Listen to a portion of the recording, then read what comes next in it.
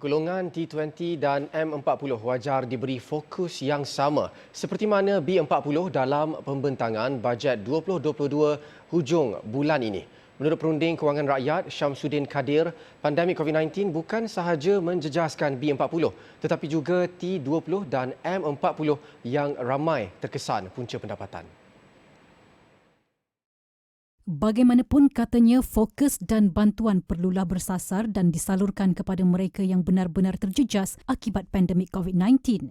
Kita kena fokus kepada T20, M40 dengan B40 yang terjejas. Tak kira dia di kumpulan mana, asalkan dia terjejas, itu antara yang kita perlu bantu. Contohnya, kita tengok juruterbang ataupun pilot, right? Ya, walaupun mereka dari kategori T20, ramai yang diberhentikan, ya. Mungkin 2-3 bulan mereka dapat hidup, tapi selepas itu dah habis bekalan, ya. Selain itu, dalam pembentangan bajet 2022, beliau mencadangkan kerajaan melaksanakan bantuan berupa kad baucer yang akan mewujudkan situasi menang-menang antara pembeli dan peniaga. Jadi golongan ini yang perlu kerajaan bantu, cuma bantu mestilah bersasar. Dan yang kedua, betul-betul kita bagi contohnya, kita bagi kad voucher untuk pembelian di kedai-kedai. Sebab kita nak bantu dua. Nak bantu rakyat yang ditimpa masalah ataupun kehilangan sumber pendapatan, dan pada masa sama kita nak memulih industri kecil dan sederhana. Contohnya kedai runcit. So maknanya kedai runcit tertentu mungkin boleh memohon untuk mendapatkan kuota subsidi. Dan rakyat-rakyat yang layak mungkin dengan menunjukkan IC dan sebagainya, mereka boleh mendapat barangan yang telah ditetapkan, contohnya beras, gula, telur, supaya kalau kita bagi duit takut ia disalahgunakan.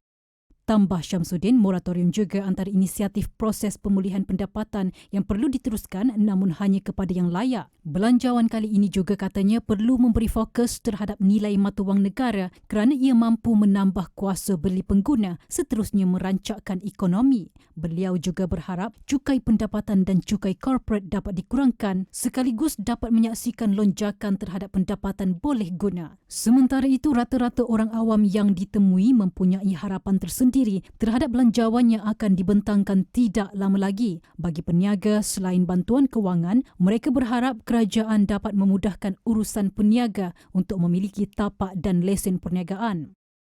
Saya harap kerajaan dapat menyediakan tapak untuk peniaga kecil macam saya ni untuk berniaga, bukan setakat bantuan kewangan macam tu. Kita boleh cari duit, cuma bagi tapak je kita orang. Bantunya macam lesen kira tetap lah. Tak mau lesen sementara lah. Macam bantuan tu naik dah sikit. Bagi anak-anak yang ramai lah, macam Umi ni, 8 orang anak. Bujang masih belum, 2 bujang kerja pun tak tentu. Sekejap berhenti, kejap kerja. Buat pemandu teksi pula, selain bantuan kewangan secara one-off, mereka amat berharap akan ada bantuan lain daripada kerajaan yang boleh digunakan untuk jangka masa panjang. One-off tu memang tak balik lah kan, pasal 500 one-off kan. Kerana ialah pendapatan teksi memang kita memang tak mencukupi lah 500. Dulu kita dapat bantuan tayar untuk 4 biji tayar kan untuk teksi. Dapat kalau boleh diteruskan balik yang tayar tu. Sebab tak ada pelancong masuk kan masa ni. So dia orang semua beralih ke kawasan kita orang di Bangsa ni lah. Saya ni memang dah 12 tahun dekat Bangsa. Jadi persaingan lah. Persaingan dan memang muka-muka baru ramai dekat sini. Jadi saya harap, saya tak tahu nak cakap apa lah, tapi semoga kerajaan bolehlah buat sesuatu yang boleh membantu kita lagi kan.